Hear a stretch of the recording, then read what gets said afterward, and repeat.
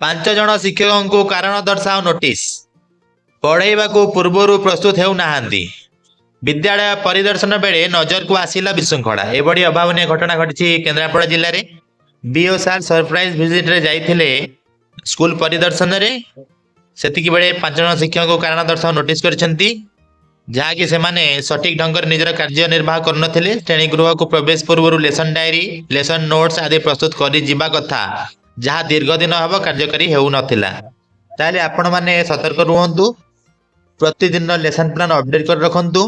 ଆଜି ଆମେ 20/8/2025 ବୁଧବାର ଚତୁର୍ଥ ଓ ପଞ୍ଚମ ଶ୍ରେଣୀ ପାଇଁ ଲେସନ୍ ପ୍ଲାନ୍ ଦେଖିବା। ଚତୁର୍ଥ ଶ୍ରେଣୀ ପ୍ରଥମ ପିରିୟଡ଼ ସାମାଜିକ, ଆମ ଦେଶ ଓ ଆମ ରାଜ୍ୟ। ଶିକ୍ଷଣ ଫଳାଫଳ ହେଲା ଆମ ରାଜ୍ୟର ପ୍ରଧାନ ପ୍ରାକୃତିକ ସମ୍ପଦ। ଶିକ୍ଷଣ କାର୍ଯ୍ୟ ହେଲା ପ୍ରାକୃତିକ ସମ୍ପଦ କ'ଣ, ଆଲୋଚନା ଓ ଉଦାହରଣ ଦେବେ। TLM ହେଲା ମାନଚିତ୍ର, ଓଡ଼ିଶାର ପ୍ରାକୃତିକ ମାନଚିତ୍ର। ଦ୍ୱିତୀୟ ପିରିୟଡ଼ ଗଣିତ, ଗୁଣନ କରି ଜାଣିବା। ଏଲୋ କୋଡ଼ ହେଲା M401। ଏଲୋ ହେଲା ଏକ ଅଙ୍କ ବିଶିଷ୍ଟ ସଂଖ୍ୟା ଦ୍ୱାରା 2 ଓ 3 ଅଙ୍କ ସଂଖ୍ୟାର ଗୁଣନ କ୍ରିୟା ସମ୍ପାଦନ କରିବେ। ଶିକ୍ଷଣ କାର୍ଯ୍ୟ ହେଲା ଗୁଣନ ସହ ମିଶାଣର ସମ୍ପର୍କକୁ ଉଦାହରଣରୁ ଜାଣିବେ। ଯେପରି 15ରେ 8 ଗୁଣିବା ଯାହା 15 8 ଥର ମିଶାଇବା ସେଇଆ। TLM ହେଲା କାଗଜ ପେଟି ବା ପ୍ରଶ୍ନ କାର୍ଡ଼। ତୃତୀୟ ପିରିୟଡ଼ ବିଜ୍ଞାନ, କ୍ଷତିକାରକ କୀଟପତଙ୍ଗ ଓ ଅନାବନା ଉଦ୍ଭିଦ। E415 ହେଲା ଏଲୋ କୋଡ଼, କୀଟ ଓ ପତଙ୍ଗମାନଙ୍କର ଉଦାହରଣ ଦେବେ। ଶିକ୍ଷଣ କାର୍ଯ୍ୟ ହେଲା ପିମ୍ପୁଡ଼ି ଭଳି ଛୋଟ ଛୋଟ ଜୀବମାନଙ୍କର ତାଲିକା ପ୍ରସ୍ତୁତ। TLM ହେଲା କୀଟପତଙ୍ଗର ଚିତ୍ର କାର୍ଡ଼ ବା ଚାର୍ଟ। ଚତୁର୍ଥ ପିରିୟଡ଼ ସାହିତ୍ୟ, ବ୍ୟବହାରିକ ବ୍ୟାକରଣ, ଭାରତର ବୁଲବୁଲ। OD412 ହେଲା ଏଲୋ କୋଡ଼। ଏଲୋ ହେଲା ଦକ୍ଷରୁ ଦକ୍ଷତା ପରି ବିଶେଷଣ ପଦରୁ ବିଶେଷ୍ୟ ପଦ ଗଢ଼ିବେ। ବିଶେଷଣରୁ ବିଶେଷ୍ୟ, ଦକ୍ଷରୁ ଯେପରି ଦକ୍ଷତା, ସେହିପରି ଶବ୍ଦ ଗଠନ। ପ୍ରସଙ୍ଗ ମଧ୍ୟରେ ଥିବା ନାମ ଶବ୍ଦ ଗୁଡ଼ିକୁ ବାଛି ତାଲିକା କରିବେ। TLM ହେଲା ଶବ୍ଦ କାର୍ଡ଼। ପଞ୍ଚମ period my English book, vocabulary grammar. Vocabulary grammar, match the word with their meanings, arrange the jumbled sentence in correct order to get the story. TLM ହେଲା ପିକ୍ଚରିଆଲ ଚାର୍ଟ। ଷଷ୍ଠ ପିରିୟଡ଼ ଆପଣ ଖେଳ କରିପାରିବେ, quiz fuse ଯାହା ଥିବ ଆପଣ ଲେଖିବେ। ପଞ୍ଚମ ଶ୍ରେଣୀ ପ୍ରଥମ ପିରିୟଡ଼ ସାମାଜିକ, ଖାଦ୍ୟ ଉତ୍ପାଦନ, ଅନ୍ୟାନ୍ୟ କ୍ଷେତ୍ରରେ କର୍ମଜୀବୀ। E504 ହେଲା ଏଲୋ କୋଡ଼, ସୈନିକ, ପୋଲିସ ଓ ଶିକ୍ଷକଙ୍କ କାର୍ଯ୍ୟର ଗୁରୁତ୍ୱ। ଶିକ୍ଷଣ କାର୍ଯ୍ୟ ହେଲା ସର୍ବସାଧାରଣଙ୍କ ପାଇଁ ନିୟୋଜିତ ଥିବା କର୍ମଜୀବୀ, ଯଥା ଶିକ୍ଷକ, ପୋଲିସ ଓ ସୈନିକଙ୍କ କାର୍ଯ୍ୟ ଓ ଦାୟିତ୍ୱ ସମ୍ପର୍କରେ ଆଲୋଚନା। TLM ହେଲା ଟିଭି।